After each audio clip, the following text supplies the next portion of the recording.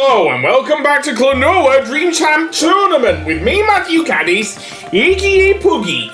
So the next boss is actually a unique one for the Klonoa series because unlike with a lot of the bosses, this one is fought as a race. Seriously, this is actually fought as a race. So yeah, you're racing this giant bug or beetle creature. And basically what you have to do is toss the enemies to keep it from catching up with you. Think of it like the gourmet race in the Kirby games. Although in that case, I don't think you could stop King Dedede from eating up more of the gloves. So, yeah, but I can't really equate it to the Metal Sonic race, though. So yeah, especially since how bright and bubbly this is compared to, say, something like Stardust Speedway, of course. So yeah, very interesting chase boss fight. Probably one of the most unique things I've seen in a Klonoa game. Probably not original, but certainly original for Klonoa at least. Seriously.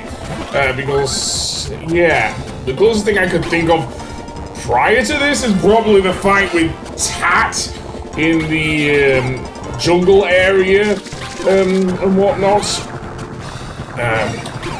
That's the main thing I can think of, but nothing much else really. So yeah. And graphically this looks gorgeous again. Seriously. Namco seem to be one of those developers who really know how to push the GBA's graphics capabilities. I think Sega, or at least Dibs with the Sonic Advance series, was another one. So yeah. The only downside is having to wait for the enemies to respawn.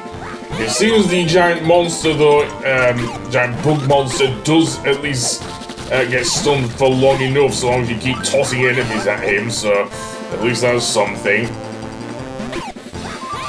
So yeah, other than that, yeah, that's basically the boss fight. Not much of a boss fight. And the boss just crashes into the wall at the very end, seriously. And after this, we'll actually meet back up with Joker. Yes, I did mention that Joker does return in this game. Indeed he does.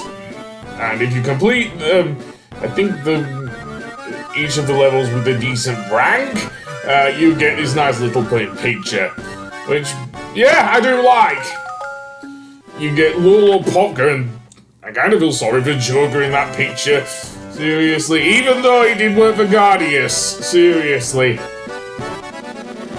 Speaking of Joker, we'll have a look at what his role in this story is in a moment. Seriously, because we are going to catch back up with him here. There's some nice warping effects as well. Another thing that GBA did well here. But last participant. Who is it? Okay. Of course he's gonna say Wahoo. So Lil and Popka, I guess, got through. Are you just the support there? Yeah, I didn't. Oh, well, that hasn't changed then from Klonoa 2. Yeah, especially since what happened in Lunate's Vale. Chipple, that boxer guy, has also got through, it seems.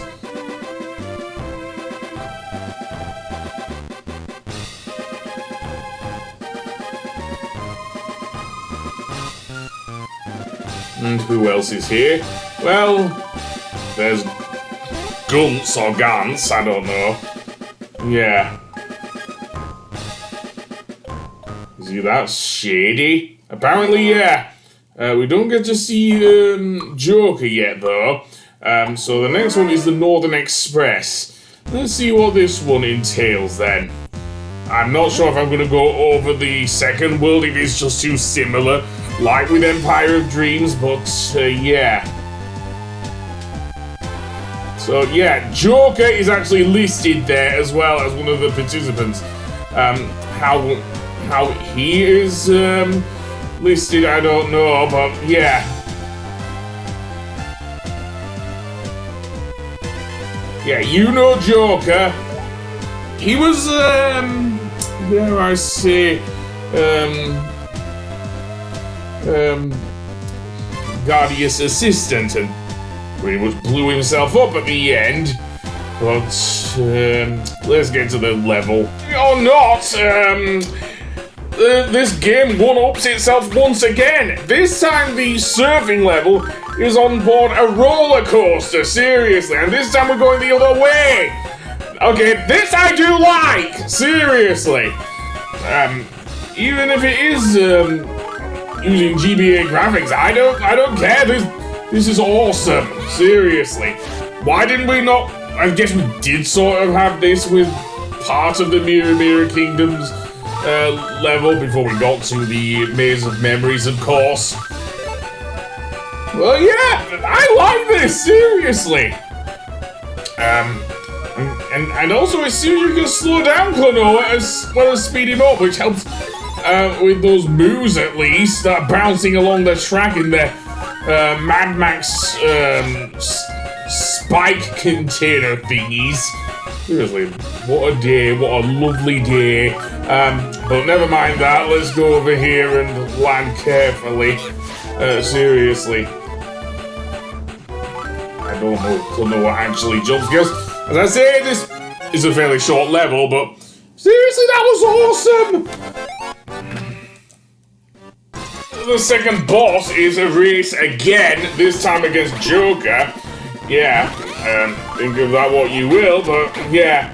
Given that he was always on our asses in Klonoa 1 throughout, especially throughout many of the levels actually before the Soul Kingdom. And what do you know, we also get the return of the Earballs, the Grandma Lumpas! Oh yes, and they work exactly the same way as well. Okay, that's awesome.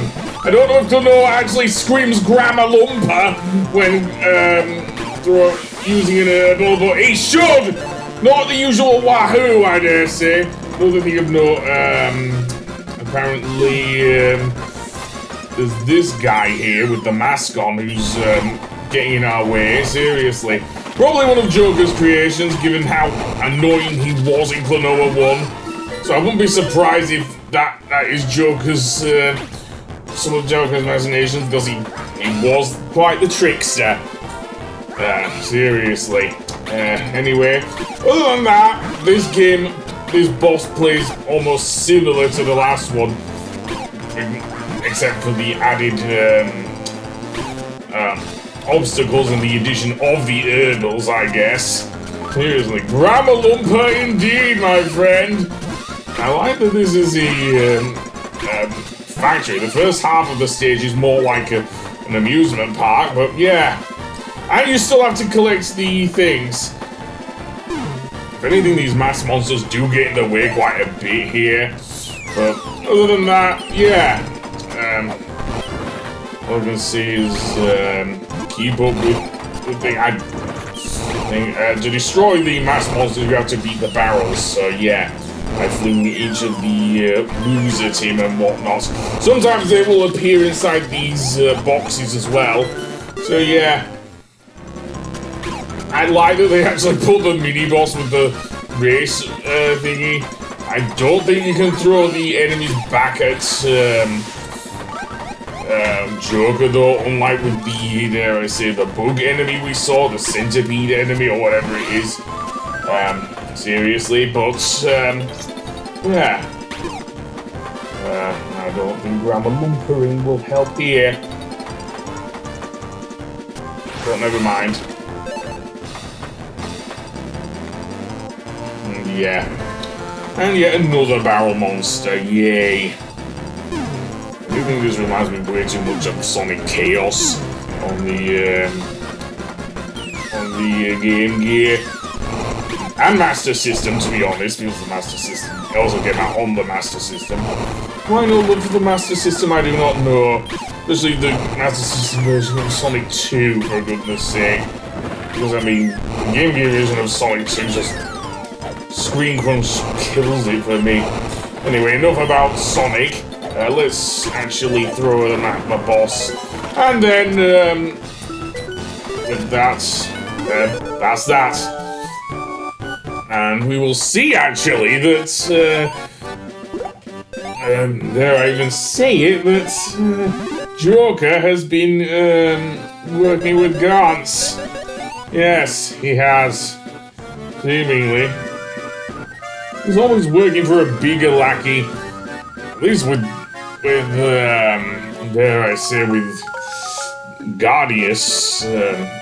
That could be understood, I guess, a bit. Oh, Klonoa says the same thing here. Anyway, let's see what Joker was actually up to throughout the thing. Seriously. Why is Joker looking happy?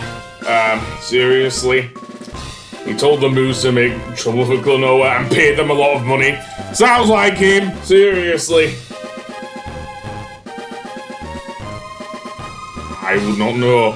I do not know what's... I thought Joker was just impatient, as we saw in... Well, that is definitely in character for Joker. Oh, he gave up pretty quickly.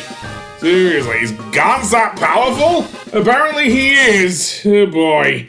The third world, which is a desert world, we will actually get the appearance of the Boomies. Oh yes, the Boomies. Remember them?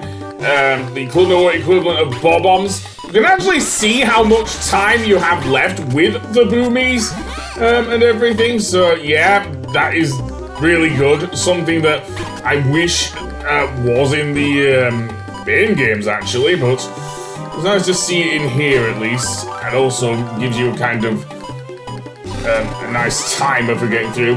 Now, you know, our old friend the Likuri is back as well from Lunatea's Veil. Like before, we need to use them to actually change colour and destroy these crystals and get through each of the stages. So yes, I'm guessing it's gonna get even harder with said Likuris. Yep. But that is basically that, as with the Boomies. So yeah. But it's nice to see both Boomies and Likuris, even though the Likuris gave me hell in the Arc stages. Seriously. But that's that, I guess.